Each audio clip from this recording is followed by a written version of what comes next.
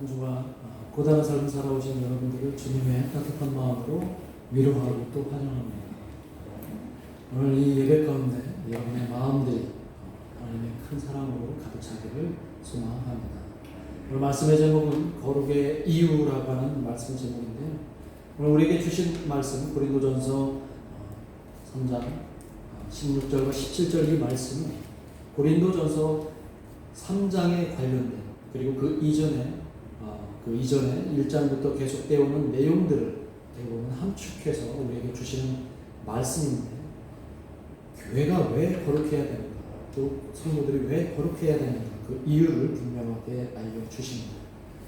사도 바울은 고린도 교회를 포함한 모든 성도들은 거룩해야 된다고 말씀드렸어요. 오늘 본문에 보니까 왜 거룩해야 되냐면 하나님의 성전이기 때문이라고 이렇게 이야기하고 있습니다. 그렇다면 바울은 왜 고린도 교회에 이런 편지를 보냈을까? 그 배경을 우리가 조금 이해를 하고 알고서 이 본문을 함께 나누기를 원합니다. 고린도 교회 안에 내부 사정 때문에 이 바울이 부랴부랴 아주 장문의 편지를 이 고린도 교회를 향해서 보냅니다. 그런데 그 고린도 교회 안에 심각한 문제 여러 개가 있었는데 그 중에 대표적인 게 뭐냐면 분쟁을 하고 있었던 거예요. 고린도 교회 안에서 서로 편을 가르고 서로 나눠지고 이렇게 분쟁을 하기 시작했습니다. 뿐만 아니라 교회가 처음에 바울이 거기에 세울 때와는 너무나 다르게 너무나 세속적이게 되고 또 타락해져 가는 신앙적인 문제가 고린도 교회 안에 발생했기 때문입니다. 자, 고린도 교회는 그리스 밑에 있는 지중해와 에게해를 연결하는 그 운하에 걸쳐 있는 도시입니다. 그래서 당시에 세계 최대 무역항 도시라고 할 수 있을 만큼 이 고린도는 상업과 무역이 굉장히 성행했던 그런 나라였습니다. 그런 도시였습니다. 당연히 문명과 산업이 발달하니까 이 철학적인 사유하는 사람들이 많이 생겨나고 또 어떻게 해서든지 장사를 해서 돈을 얻으려고 하는 이 장사꾼들이 많이, 그러다 보니까 말을 잘해야 되잖아요. 말을 해서 사람들을 설득시켜 돈을 벌어야 되니까 막 수사하기 발달하고, 그리고 이런 돈 많은 도시에는 똑똑한 사람들, 잘난 사람들, 엘리트들이 막 모여들기 시작을 합니다. 자연스럽게 이 고린도 지역에는 굉장히 여러모로 다른 지역에 비해서 발달되어 있던 도시였습니다. 고린도 교회 역시 이런 주변 상황에 영향을 받지 않을 수가 없었습니다. 당연히 교회 안에 지식을 자랑하는 사람들이 점점 늘어나기 시작을 했어요. 그래서 자기 논리로 남을 설득하기를 막 좋아했습니다. 심지어는 고린도전서 앞에 보면은 편을 갈아서 나는 바울을 좋아하니까 바울파다라고 해서 편을 가르고, 나는 베드로를 좋아하니까 베드로파다, 아니다 나는 오로지 예수님만 좋아하니까 예수님파다, 혹은 아주 당대 신학적으로 거장이었던 아볼로를 좋아하는 아볼로파가 생기고, 기타 사람들이 자기의 주장과 주의에 따라서 어떤 지적인 자랑을 통해서 사람들이 그렇게 분파되고 파벌이 생기는 겁니다. 그러니까 결국 분열되었던 거죠. 고린도 교회, 하나 되어야 되는 교회가 분열되었던 것입니다. 그뿐만이 아닙니다. 항구 도시라고 했잖아요. 그러니까 외국에 있는 상인들이 막 드나들면서 낯선 문화까지 자연스럽게 그 고린도 지역으로 들어오게 됩니다. 자유분방한 이방 문화는 사람들을 점점 타락시켜 가기 시작합니다. 처음에 그 고린도 교회가 설립될 때 그런 모습과는 달리 이 교회 안에서 점점 거룩성이 상실되어 가기 시작했다는 거예요. 바울은 이런 심각한 고린도의 교회의 상황을 듣고서 가만히 있을 수 없어서 장문의 편지를 고린도 교회로 보냅니다. 그리고 그들의 거룩성을 회복시켜 주기를 간절히 소망하는 마음으로 이 고린도 전서를 쓰게 됩니다. 이게 배경이에요. 고린도 전서를 쓰게 된 배경. 거룩성이라고 하는 것은 모든 하나님의 자녀에게 꼭 있어야 될 속성이라는 것이죠. 거룩. 이 거룩성이라고 하는 것을 이 레위기 19장 2절에서 여호와께서 모세를 통해서 이렇게 잘 설명해 주십니다. 한번 읽어보겠습니다. 시작. 너희는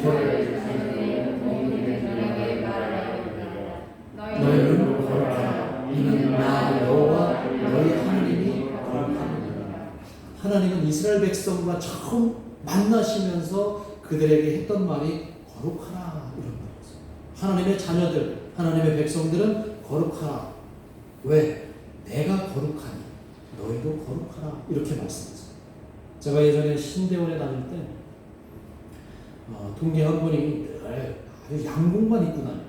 그리고 머리도 아주 착 기름 발라서 너무나 정갈하고 단정하게, 그리고 항상 수업 받을 때도 아주 경건하게 이렇게 얘기를 해서 수업을 듣고, 학교 안에서 모든 활동을 할 때도 꼭 그런 복장으로 이렇게 다녔어요. 그래서 저는 속으로 참 거룩하다 그런 생각을 했어요. 좀 자유롭게 학교 생활을 했던 저로서는 저게 바로 거룩함의 상징인가 그런 생각도 했었던 것 같습니다. 자, 거룩이라고 하는 이 단어, 구약에서 시작된 이 거룩이라는 단어는 히브리어로 뭐라고 하냐면 뭐라고 그래요? 카도시라고. 카도시. 구약에서 무려 850번이나 기록될 정도로 이 거룩은 하나님의 백성과는 뗄래야 뗄 수 없는 단어입니다. 그리고 이 거룩의 의미를 레위기 10장 10절에서는 이렇게 이야기해 주는데요. 한번 같이 읽어볼까요? 시작. 그리하여 너희가 거룩하고 속된 것을 분별하며 부정하고 정한 것을 분별하고, 이렇게. 그러니까 여기서 말하는 게 뭐예요? 쉽게 얘기하면 깨끗한 것과 더러운 것을 구별한다.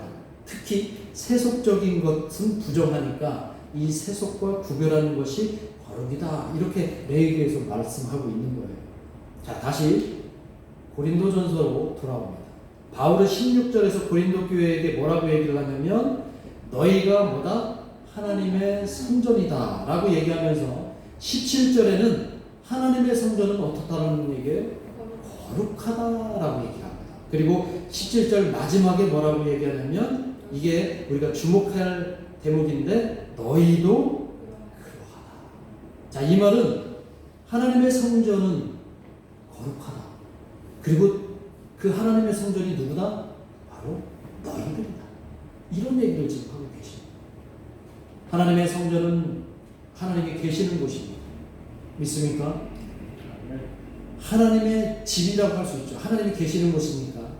그래서 이 사도 바울은 본문 앞에 있는 3장 9절에서 뭐라고 얘기하냐면 너희는 하나님의 밭이고 너희는 하나님의 집이니라 라고 얘기를 합니다. 이게 너희가 하나님의 성전인 것의 그 근거가 되는 것이죠. 너희가 하나님의 집이고 너희가 하나님의 성전이라는 것은 너희 고린도 교회를 지칭하는 거예요. 그러나 이 고린도 교회는 나무나 돌로 만든 건물을 의미하는 게 아니라 이 교회를 이루고 있는 개개인 한 사람을 부르신 그 한 사람 한 사람이 바로 하나님의 성전이라는 거예요. 그러니까 저도 하나님의 성전이고 여러분도 하나님의 성전이라는 것이죠. 그런 하나님의 성전이 어떻게 하라고 오늘 바울이 거룩하라 이렇게 이야기하고 있습니다. 그리고 고린도전서 3장 11절에서 이 사도 바울이 뭐라고 얘기하냐면 교회라고 하는 것은 바로 예수 그리스도의 터 위에 세워졌다라고 합니다.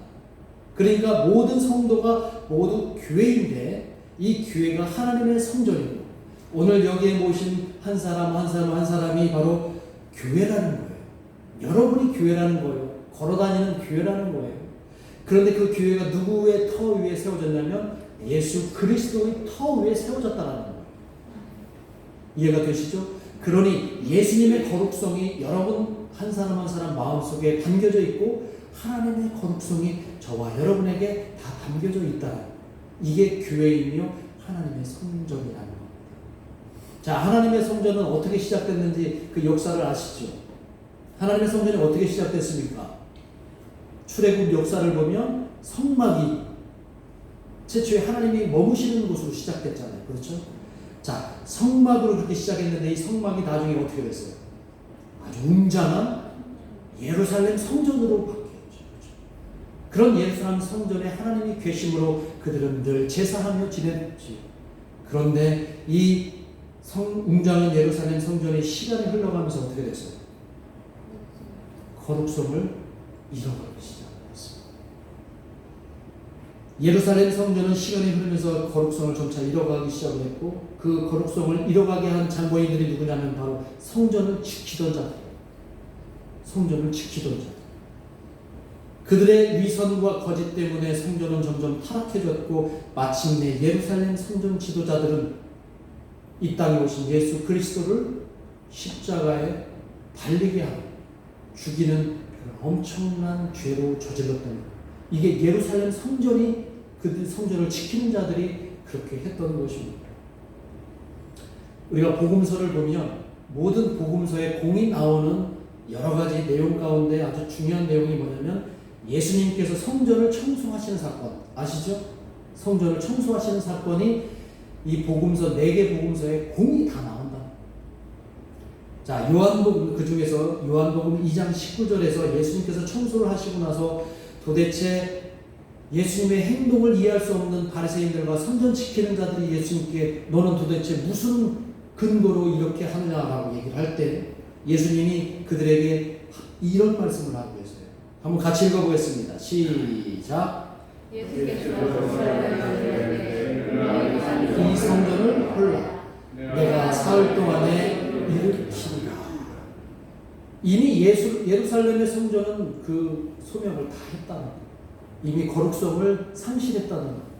이제 새로운 거룩성으로 예수님께서 그 성전이 되시겠다라고 선언하는데, 요한복음 기자가 21절에서 이렇게 주석을 합니다. 예수는 성전된 자기 육체를 가리켜 말씀하신 것이다. 이렇게 요한복음 기자가 합니다. 방금 전에 하셨던 그 예수님의 말씀이 당신이 성전이 되시겠다라고 말씀하셨던 것이다 라는 얘기입니다.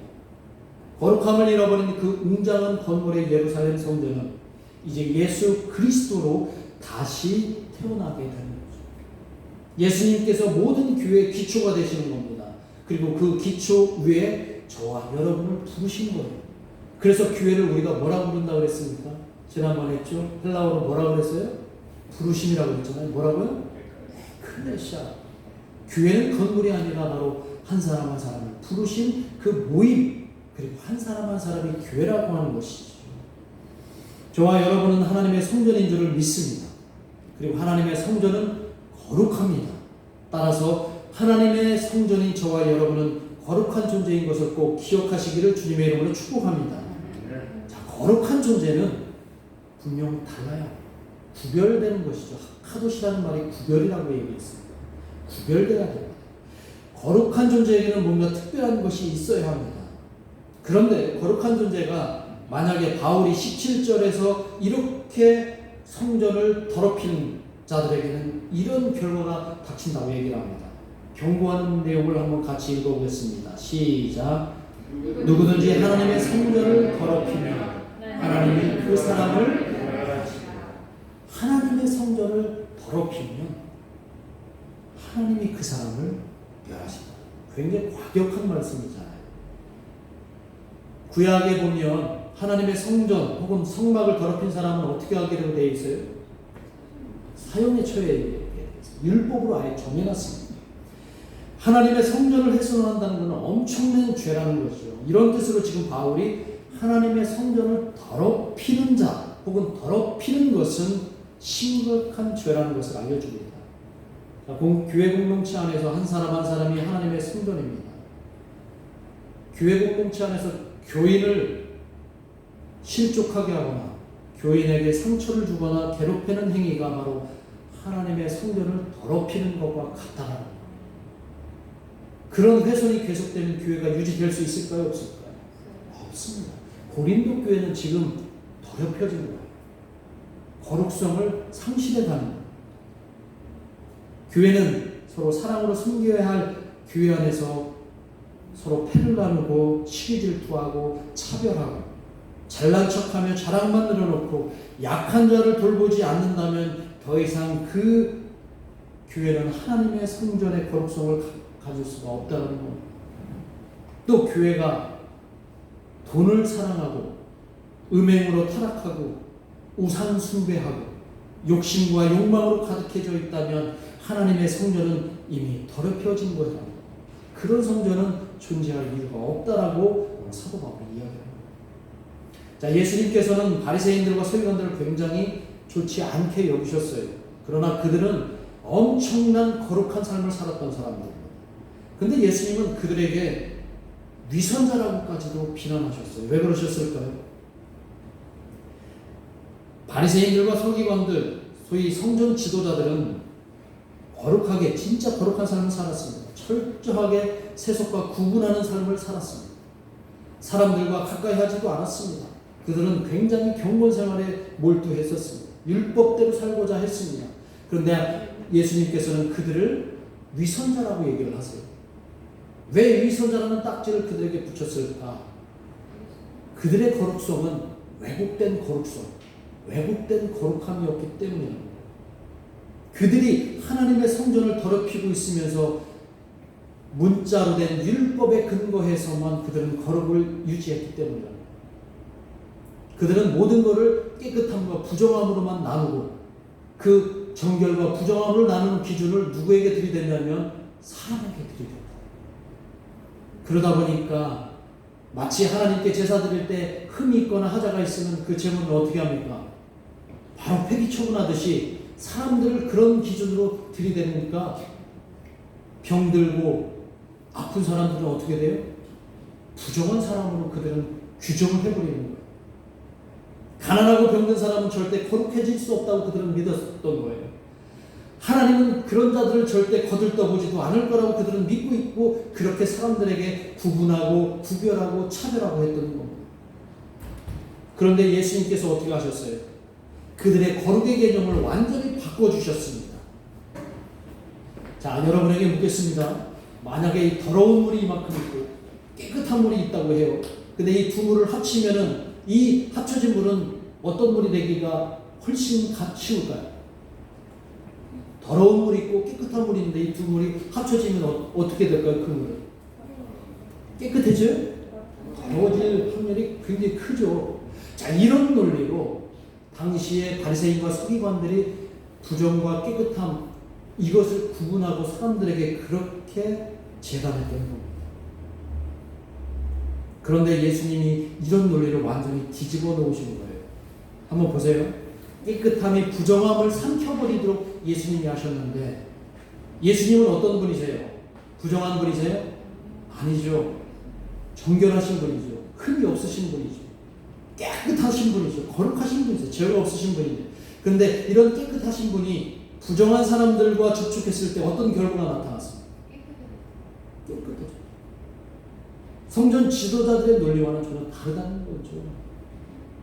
대표적으로 사람들과 접촉하면 절대 안 될 혈루증 여인이 부정한 여인으로 모든 사람들에게 심지어 지도자들에게 유대교 지도자들에게 그렇게 낙인 찍혀진 그 혈루증 여인이 예수님과 접촉했을 때 어떻게 됐어요?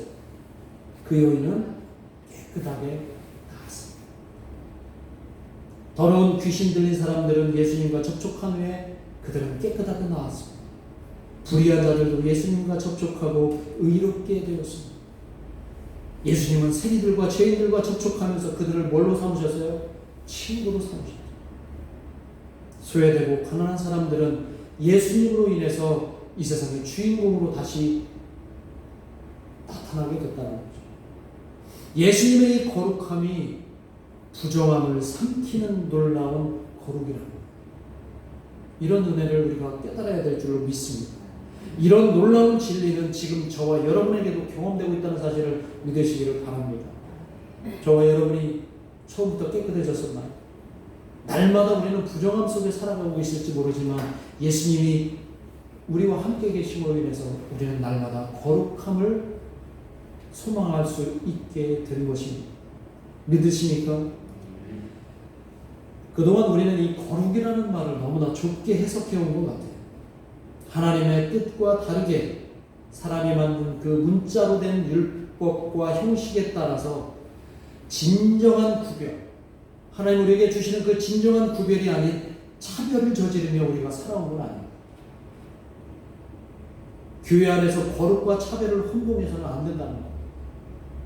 교회 안에서는 예수님의 그 거룩함이 부정을 삼키는 곳이 바로 교회 아니라는 것입니다.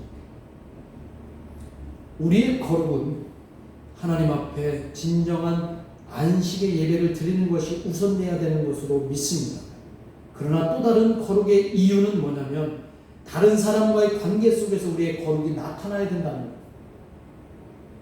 교회 안과 교회 밖에서 우리는 거룩한 삶을 살 수 있어야 된다는 것. 제가 이 말씀을 드릴 수 있는, 자신 있게 드릴 수 있는 이유는 레위기 19장이 거룩에 대해서 분명하게 규정하고 있고 거룩한 삶이 이런 삶이다라고 해서 그 예시를 열거해 주는데요. 아주 놀랐습니다. 레위기 19장을 한번 보시겠습니다. 성경을 한번 찾아주세요. 제가 저기다 안 올려놨습니다. 레위기 19장을 한번 보세요. 레위기 19장. 175쪽에 있습니다. 레위기 19장. 구약성경 175쪽. 레위기 19장을 한번 보세요. 이 레위기 19장이 거룩한 삶에 대한 구체적인 예시인데 이것을 우리가 잘 깨달을수록 좋습니다. 레위기 19장. 레위기 19장에 보시면 자, 9절을 한번 읽어보겠습니다. 9절을. 자, 9절 한번 읽어보세요. 시작. 너희가 집을 거두되 너는 한 목숨까지 다 거두지 말고 내 떨어진 이삭도 주지 말며. 자, 이 말씀은 어떻게 하라는 거예요? 곡식을 거둘 때 밭 모퉁이까지 다 거두지 말라는 것은 남겨두라는 거잖아. 자, 누구를 위해서 남겨둘까요? 가난한 사람들 위해서 남겨두고 떠도는 외국인들을 위해서 남겨두라는 거예요. 자, 이게 19장 2절에 한번 다시 보세요. 2절을 한번 보세요. 2절. 아까 읽었지만 다시 한번 읽겠습니다. 시작. 너는 이스라엘 자손의 온 회중에게 말하여 이르라. 너희는 거룩하라. 이는 나 여호와 너희 하나님이 거룩함이니라. 자, 거룩을 말씀하시면서 9절에서 그렇게 말씀을 하시는 거예요. 그리고 10절에서 뭐라고 얘기하냐면 내 포도원의 열매를 다 따지 말며 내 포도원에 떨어진 열매도 줍지 말고 가난한 사람과 나그네를 위해 남겨두라고 얘기를 합니다. 그리고 이어서 쭉 나오는 말씀이 뭐냐면 이웃을 억압하지 말라. 그리고 착취하지 말라. 장애인들을 함부로 대하지 말라. 남을 비방하지 말라. 형제를 마음으로 미워하지 말라. 등등등이 쭉 나온다는 거예요. 너희들은 거룩해라. 거룩한 삶을 살아라. 라고 얘기하면서 사람들과의 관계 속에서의 거룩함을 이렇게 예시해주고 계시다는 거예요. 너무나 귀한 말씀 아닙니까? 그리고 이렇게 19장의 결론부에 해당되는 19장 18절에 있는 말씀이 요약이에요. 19장을 요약하는 건데 한마디로 말하면 이렇다는 겁니다. 내 이웃을 사랑하기를 뭐같이 하라? 내 자신과 같이 사랑하라. 이게 거룩한 삶의 끝이라는 거예요. 이해가 되시죠? 우리의 거룩한 삶이라는 것은 다른 사람들과의 관계 속에서 나타날 때 진정으로 거룩한 삶을 살 수 있다는 겁니다. 바울의 말대로 우리는 하나님의 성전입니다. 여러분은 하나님의 성전입니다. 하나님의 성전인 여러분들은 거룩한 존재이기에 이제 하나님을 향해서 구별된 삶을 들이시고 사람들 관계 속에서 이 세상 사람들이 살아가는 모습과는 다른 차원의 그런 구별된 삶을 살아가시기를 주님의 이름으로 축원합니다. 이것이 오늘 우리에게 요구되는 하나님의 성전으로서의 거룩해야 될 이유인 것입니다. 여러분들은 교회나 집에서나 직장이나 사업장에서 다른 사람과의 관계 속에서 예수님께서 부정한 사람들과 접촉했을 때 예수님의 거룩함이 부정함을 삼키듯이 여러분들도 여러분이 계시는 곳에 부정함을 삼켜가는, 그래서 모든 사람들과 함께 정말 진정한 예수 그리스도의 사랑을 나누고 실천하며 그렇게 느끼고 살아갈 수 있는 여러분의 거룩한 존재가 되시기를 주님의 이름으로 축복합니다. 우리 이 시간 함께 기도하겠습니다. 나의